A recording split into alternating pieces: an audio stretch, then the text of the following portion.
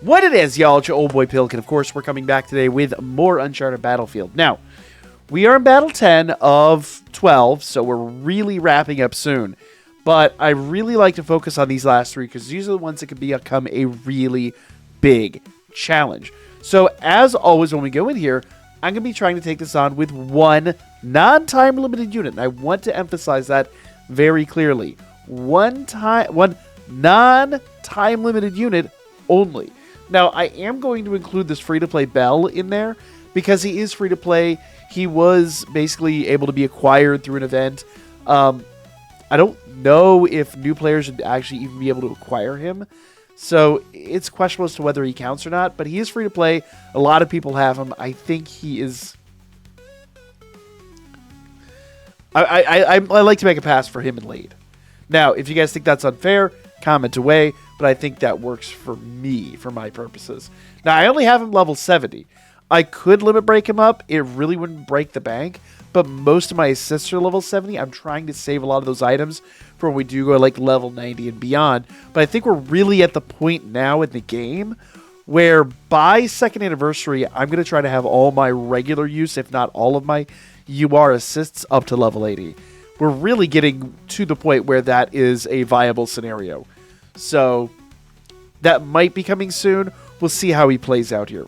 Now, skill details for this guy. Attack multiplier, 300%. Cooldown time is 50 seconds. So you can only use him like 2, maybe 3 times in this battle. Front facing, and remember, it is auto battle. So they're going to pop him right out of the gate. And then during the battle, he's going to come off a few times. So, front facing AoE attack hits one time. Apply 20% fire damage increase to your unit for 20 seconds. That's the really great part. So, he applies this buff, and then there's a 30-second essential cooldown after that point. So if he pops during the main fight with the baby dragon, we're good to go. Her Hope 1. When in battle, 30% strength increase to your unit. That's great for the unit that we're using. When in battle, 22.5% fire damage to your unit. You always want to use them with a fire unit. When in battle, 30% stamina increase to your unit, which in this event is basically just going to give our single unit a little bit more room to breathe. And I don't know why I'm talking with her in vague terms. You already saw her. We're going to be using the Anya from the general pool. Now, unfortunately, my new players, we have learned recently that you cannot get this unit in your reroll. I wish you could, but in the regular gacha here, she is obtainable, and you get tons of tickets for this all the time. So it is totally worth jumping in here. In fact, I'm going to go ahead and do a quickie 10 draw. I don't know why. I'm just going to do one for the sake of silliness. All right. So Brown Minotaur. No eyes animation. Let's see if we get anything good. SRs, SRs, SRs. We're looking for a UR animation like that. So we got Loki. Ooh. Ooh.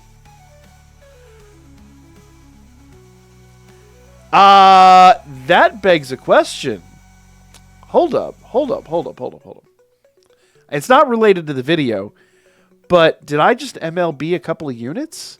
Okay. So actually, funny enough, that's Rainbow Keys, because she's already MLB. What about Loki? Where the heck is... She's an assist. Duh. Brain. Okay, no, it's not Rainbow Keys for Loki, but that's Rainbow Keys, yo. And honestly, I'm waiting for Loki to come back around on the, on the training camp, and then I'll have her MLB. So honestly, I'm going to be saving all my Loki dupes going forward for Rainbow Keys. Basically, when she returns on training camp, she's done. So that's great. Unfortunately, did not do anything for my current team, but if you've got some tickets, you can blow them and go, limit break these units. Anyway, let's jump in and see how Anya does here, because like I said, she is available there. Let's also check our scene cards actually first. Let's talk about these, because at this point, you want to use all of the fire-based scene cards. So I'm using this scene card. Let's actually go in here. So I'm going to go sort, filter, reset, and filter this down just by fire units. And these are the 3 main fire units to start with. So with this one, Activated when an adventurer possesses a fire attribute in battle, 20% HP increase to your unit, which is great. We're going to need HP. This other one is when an adventurer possesses the fire attribute, 43% increase action skill damage, which is insane. And then finally, with this one, 16% increase action skill damage and 6% damage increase to your unit. So overall, just really handy stuff. So, really good scene cards. In fact, man, I would love to see what this gets when you limit break it. I'm not going to blow my gems on it, but what would this... So it'd go up to 50%. Man, that'd be really good. So I've done enough yakking and enough explanation. Let's just jump in and do this. So the main reason that I do this with one unit and one unit only is really just because there's a point at which some people are going to come along and, you know, want to build a team for this that might be really restricted. You know, new players that don't have a lot of units might want to know the best way to take this on, because I know for me, the first time I took on an Uncharted Battlefield, it was really daunting. It's like, you can't use the same unit over and over again. How many SSRs and URs can you use? Things like that. And it was actually Gale Riot that brought this challenge to my attention and said, you know, like, can't do it with non-time limited units, etc., etc.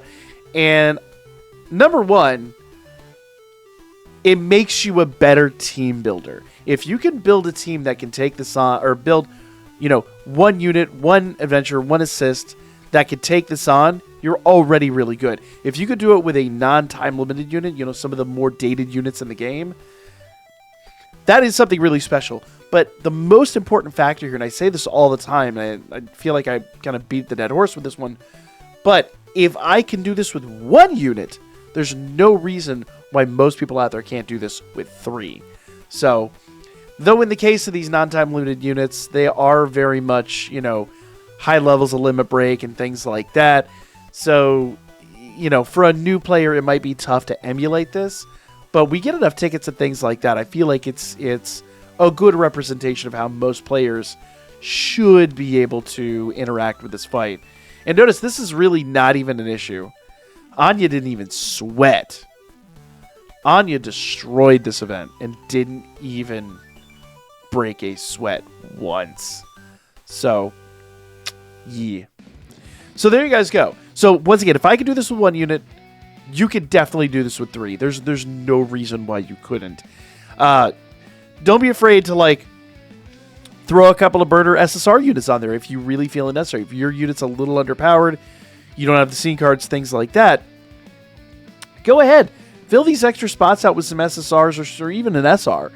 Every little bit counts, because while they are going to get absolutely just decimated before you get to the boss fight, every little bit counts. And don't forget to use your auto settings.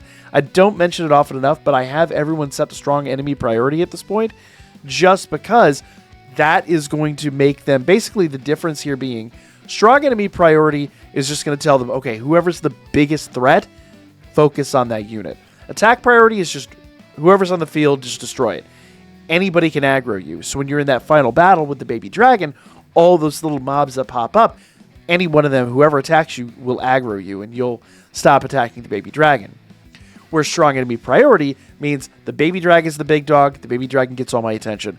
The little guys can gnaw at my heels, but the reality is we're focusing on that. Recovery priority is like if you're running a recovery supporter, that's all they do is they stand in the back and they drop, you know, potions or magic or whatever and heal you up. Solo attack priority. So I haven't really found a huge difference between this and strong enemy priority, but it could be a thing. I just don't honestly know. I hate to say that, but it is true. But solo attack priority, strong enemy priority seem to be roughly about the same thing. It seems redundant, but I would just personally, as I always do, stick with strong enemy priority. I think it's just it's a more forward-facing, probable situation. One day I'm going to have to break those two down and see what the differences are. But there you guys go. Like, comment, share. Go kick some ass. Take some names. I'll catch y'all on the next one.